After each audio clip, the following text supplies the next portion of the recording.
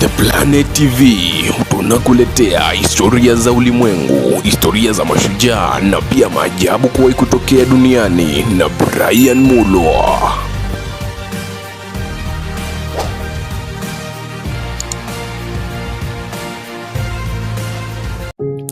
Katika dunia tunaloishi imebeba siri nyingi sana zito, matukio ya ajabu na kushangaza huku mengine yakitisha.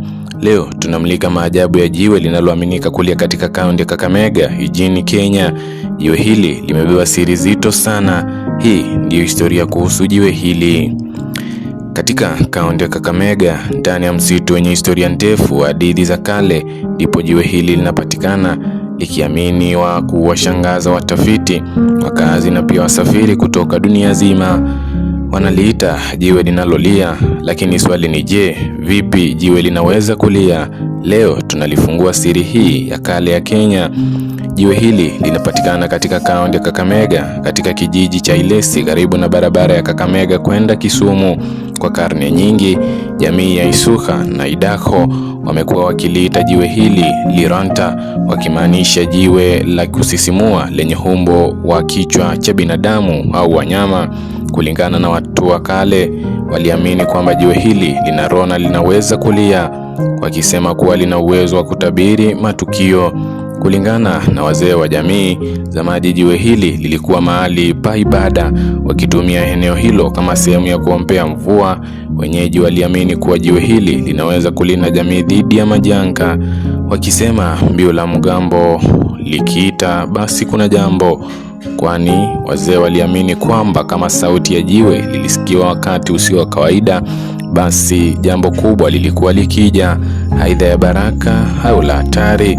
Kwa miaka mingi watu wamekuwa wakitoa shuhuda kuwa jiwe hili kwa mara huonekana kutoa sauti kama mtu analia, au kama tone la chuma kugongwa, au mlio wa upepo mkali unaotoka ndani.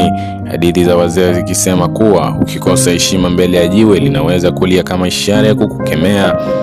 Wataalamu wa jiolojia nao wana maelezo ya tofauti na wazee, wakisema kuwa jiwe hili lina matabaka ya tofauti na kwamba linapata mabadiliko ya joto mchana na usiku, hali inayoifanya kupanuka na kujibana, wakisema kuwa hali hiyo ya mabadiliko huleta ama cracking sound, ama sauti ya kufiatuka, hivyo ikionekana kama kulia.